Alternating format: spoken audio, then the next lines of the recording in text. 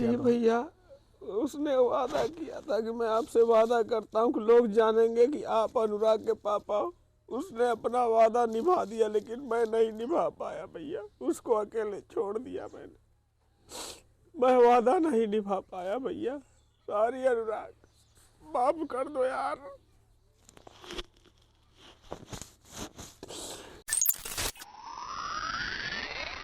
असहाय पिता सिर्फ रोए जा रहे हैं। उनको कुछ समझ में नहीं आ रहा है कि मैं आखिर क्या करूं। अब मैं अपने बेटे को कहां ढूंढूं। यहाँ पे बहुत सारी धार्मिक किताबें भी रखी हैं। अब आप सोच रहे होंगे कि इन किताबों का क्या महत्व है, आखिर क्यों यहाँ पे रखी हैं, उसके बारे में भी हम लोग बातचीत करेंगे। और सीधा मैं अब इनसे बातचीत करूँगा। बड़े बड़े नामों की बात करें भैया तो ये अपने धनंजय सिंह आए थे, क्या कहा आपसे मिलकर उन्होंने? जी जी, बहुत बहुत धन्यवाद है। और हमने उनका नाम बहुत सुना था भैया। मुझे लोकप्रियता नहीं चाहिए, लेकिन भैया जी आए। सब उनको सांसद जी कहते हैं, मैं उनको भैया जी कहता हूँ। वो आए थे, 1 लाख दिए थे। मेरे बच्चों से बात करके गए जैसे एक गार्जियन बात करता है, जैसे एक गार्जियन बात करता है, जैसे बच्चों का बाप हो बात करता है, उस तरह से बात कर गए। मुझको समझा के भी गए।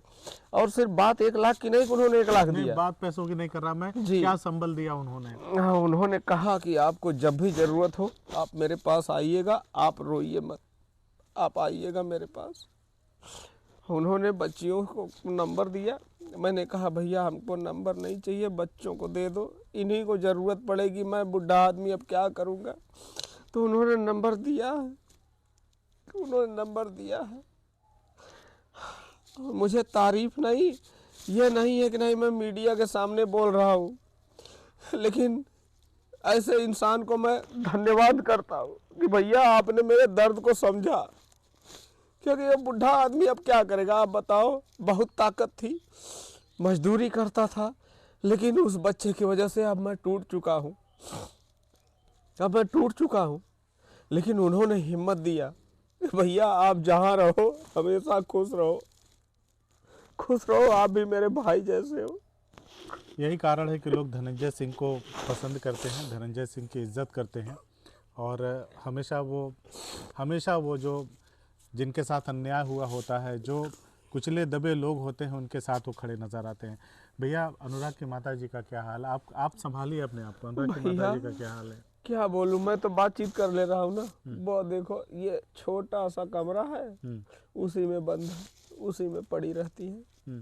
क्या उस माता का हाल मैं क्या बताऊं। आज तक मुझ में हिम्मत नहीं हुई कि मैं उसको बोल दूं कि तुम रोना मत, चुप हो जाओ। मुझ में हिम्मत नहीं है कि मैं बोल दूं। जो माँ अभी तक अपने बच्चे को अपने हाथ से खिलाती थी, किस कलेजे से लेके जाऊं कि मैं उसको बताऊं कि तुम रोना मत, चुप रहो। उसको बोलने से पहले मैं खुद रोने लगता हूँ, मैं खुद रोने लगता हूँ भैया।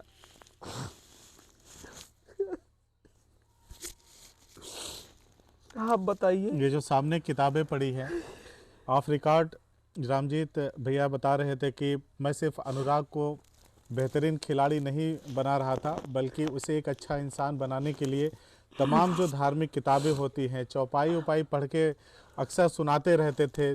और अनुराग और उनके पिता दोनों लोग एक ही कमरे में मतलब बाप बेटे रहते थे। तो ये रात में भी आप चौपाई उपाई बता के समझाते थे बेटे को? जी, जब मेरी नींद खुलती थी तो मैं उसको बताता था, चौपाइयाँ नई नई सुनाता था, तो उठ के मुस्कुरा देता था, बोलता था। कौन सी चौपाई ऐसा था जो बार बार आप बताते? बार बार चौपाई उसको यही सुनाता था रामचरितमानस की, कि जब रामचंद्र जी वन में चले गए तो वो चौपाई थी।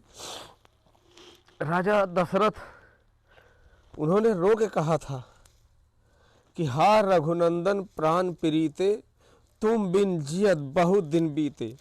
हा जानकी लखन हा रघुबर, हा पितुचित हित चातक जलधर। मैं ये सब चीज़ें उसको सुनाता था, बोलता था बेटा तुम मेरे बहुत प्रिय हो यार, आप मेरे साथ में ही रहा करो।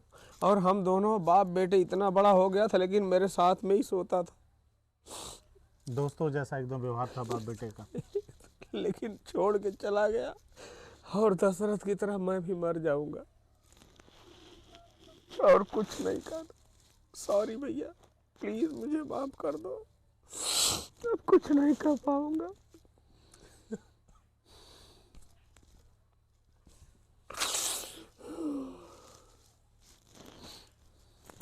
भैया साहब बंद ही नहीं हो रहे आंसू, करूं क्या मैं जानबूझ के थोड़ी कर रहा हूँ, मुझे एक्टिंग नहीं आती, लेकिन नहीं ये भैया। आंसू जब गिर रहे हैं ना तो ये बर्दाश्त नहीं हो रहे हैं, मैं अपने आप गिर रहे हैं भैया, नहीं तो आप यहीं बैठे रहो, अपने आप गिरेंगे ऐसे।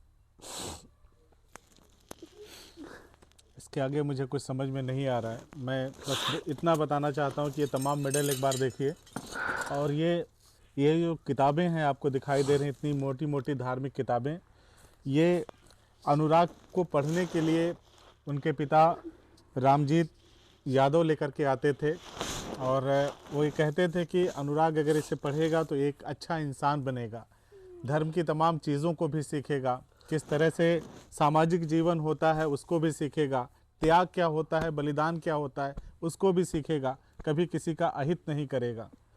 तो उसके लिए अनुराग के लिए इतनी मोटी मोटी किताबें ये पिता जो रोए जा रहे हैं वो लेके आते थे। और एक बात और आपने बताया था, अनुराग कहता था कि पापा आप ये कहते थे कि अभी तो लोग तुम्हें रामजीत के बेटे के तौर पे जानते हैं, मैं उस दिन खुश होऊंगा जब दुनिया ये कहेगी कि अनुराग का पिता ये है रामजीत जी यादव। भैया, उसने वादा किया था कि मैं आपसे वादा करता हूँ कि लोग जानेंगे कि आप अनुराग के पापा हो, उसने अपना वादा निभा दिया, लेकिन मैं नहीं निभा पाया भैया, उसको अकेले छोड़ दिया मैंने, मैं वादा नहीं निभा पाया भैया, सॉरी अनुराग, माफ कर दो यार,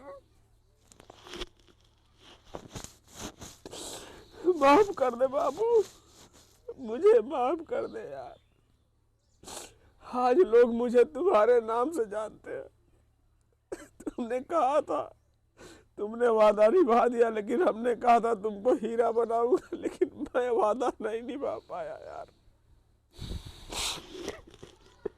साथियों अब मुझमें भी हिम्मत नहीं है, भैया संभालिए अपने आप को, मुझमें भी अब हिम्मत नहीं है कि आगे मैं कुछ सवाल जवाब कर पाऊँ। इस वीडियो को समाप्त करने से पहले बस इतना कहूँगा कि इस पूरे दयार में, इस पूरे खित्ते में अगर कोई पहला ताइक्वांडो का खिलाड़ी रहा होगा तो रामजीत यादव अपने समय में रहे। उस वक्त तो ताइक्वांडो का बहुत सारे लोगों को नाम भी नहीं पता होगा, कोई नाम नहीं जानता, कोई नहीं जानता था ना। मेरे गांव में कोई ताइक्वांडो का नाम नहीं जानता था, मैं 90 के दशक में खेलता था, लेकिन मेरे माँ पिताजी बोलते थे कि अकेले हो तुम, कहीं मत जाओ, मुझे कुछ करने नहीं दिए, मेरा बच्चा भी खेलता था, मेरे पिताजी भी पहलवान मन में थे। आपकी हसरत थी कि जो मैं नहीं कर पाया वो मेरा बच्चा करेगा, मैं अपने सपने अपने बच्चे के माध्यम से पूरा जी करूंगा। बिल्कुल, और वो पूरा करता, मेरा सपना पूरा करता, लेकिन पापियों ने उसको काट के खत्म कर दिया, वो करता पूरा, खेल खून में है, मेरे दादाजी भी पहलवान थे, पिताजी भी पहलवान थे मेरे, मैं भी कुश्ती लड़ा, ताइक्वांडो खेला, और मेरा बच्चा भी कुश्ती भी लड़ाया था उसको, और ताइक्वांडो भी खिलवा रहा था, धोखे से लोगों ने काट के मेरा सपना चकनाचूर कर दिया। अब तक क्या कार्रवाई वगैरह कुछ? कार्रवाई भैया नियम कानून जाने, अधिकारी जाने, मुझे कानून की बारीकियां पसंद नहीं, मैं फक्कड़ आदमी ऐसे घूमता टहलता था, खेती गृहस्थी मेहनत मजदूरी में करता था, लेकिन बोलता था कि बेटा घबराना मत, जो भी घटेगा मैं ला के दूंगा। मैंने 1.5 बीघा खेत बेच दिया बच्चियों की शादी करने के लिए, और उसके लिए भी पैसे मैं जो भी कमा के लाता था इन लोगों के हाथ पे रख देता था कि आप लोगों को ज़रूरत है, आप लोग रखो, आप लोग रखो, मुझे पैसा नहीं चाहिए। बस भैया सॉरी, अब नहीं रो पाऊंगा यार। देखिए ये अनुराग के पिता हैं, और हालत ये है कि यहाँ पे अभी तक इस परिवार से मिलने जो बड़े बड़े नेता दावा करते हैं ना कि हम हर गरीब के साथ हैं, हर मजलूम के साथ हैं, हर उस व्यक्ति के साथ हैं जिसके साथ अन्याय हुआ है, ज्यादती हुई है, लेकिन अभी ना तो सत्ता पक्ष के उत्तर प्रदेश के मुख्यमंत्री योगी आदित्यनाथ को ही फुर्सत मिल पाई हो कि आए यहाँ पे और पीड़ित परिवार से एक बार मिलकर के कम से कम पूछ लें कि क्या हुआ था, कैसे हुआ था और किस तरह से वो इस पीड़ित परिवार के साथ हैं। और वहीं हमेशा सत्ता के खिलाफ आंदोलन करने वाली विपक्ष की मजबूत आवाज़ जो है अखिलेश यादव की, वो अखिलेश यादव की आवाज़ रामजीत यादव तक नहीं पहुंच पा रही है, या इनकी वो चीखें जो है वो अखिलेश यादव के कानों तक नहीं पहुंच पा रही है।